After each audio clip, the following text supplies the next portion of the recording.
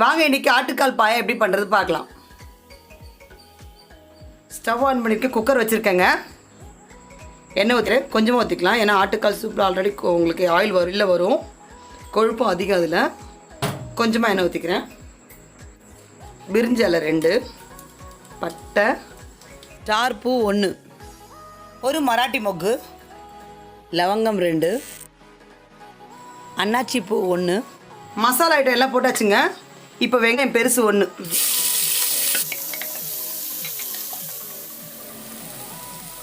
தக்காளி 2 எடுத்துருக்கேங்க. அதையும் வதக்கோங்க நல்லா.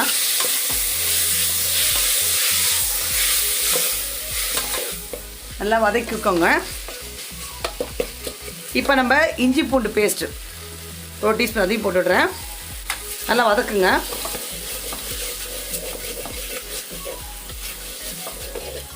பச்சை மிளகாவை 2 போட்டுக்கிறேங்க. மஞ்சத்தூள் ஒரு 1/2 டீஸ்பூன், மிளகாத்தூள் 1 டீஸ்பூன். நான் காரம் இதில் கம்மி பண்ணியிருக்கேன், மிளகுத்தூள் போடுறதால காரம் கம்மி பண்ணிட்டேன்.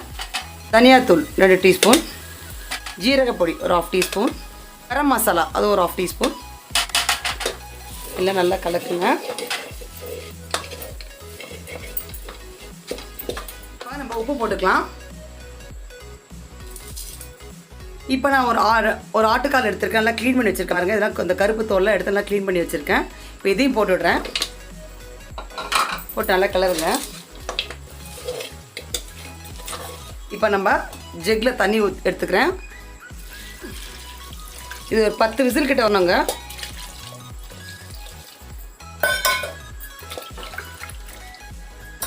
குக்கர் மூடி போட்டுடுறேன். குக்கர் மூடி வெயிட் போட்டிருக்கேங்க. 10 விசில் வந்து ஸ்டவ் ஆஃப் பண்ணிவிடுங்க. ஆயிடுச்சுங்க, 10 விசில் ஆயிடுச்சு. ஸ்டீம் இறங்கிடுச்சு. இப்போ ஓப்பன் பண்ணுறேன் பாருங்க. நல்லா வெந்துடுச்சு.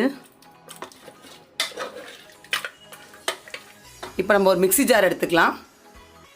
பெரிய தேங்காய் 1/2 மூடி எடுத்துருக்கேங்க. சோம்பு ஒரு 1/2 டீஸ்பூன் போட்டுக்கோங்க. கசகசா ஒரு 1 டீஸ்பூன் ஊற வச்சது. முந்திரி ஒரு 15-20 கிட்ட, அதுவும் ஊற வச்சதை போட்டுவிடுறேங்க. மிக்சியில் அரைச்சிக்கலாம். 1 கிளாஸ் தண்ணி ஊற்றி அரைச்சிருக்கேங்க. மறுபடியும் குக்கர் வச்சு ஸ்டவ் ஆன் பண்ணியிருக்கேங்க. இந்த அரைச்ச தேங்காய், முந்திரி, கசகசா ஊற்றிடுறேன்.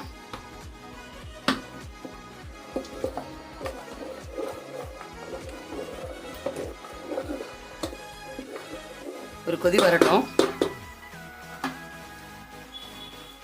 இப்போ மூடி போட்டு ஒரு விசில் விடுறேங்க.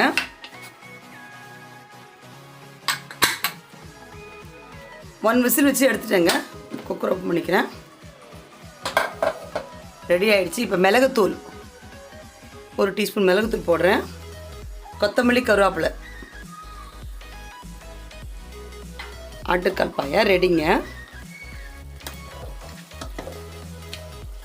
சுவையான ஆட்டுக்கால் பாயா ரெடிங்க. இந்த வீடியோ உங்களுக்கு பிடிச்சிருந்தா லைக் பண்ணுங்கள், ஷேர் பண்ணுங்கள், சப்ஸ்கிரைப் பண்ணுங்கள்.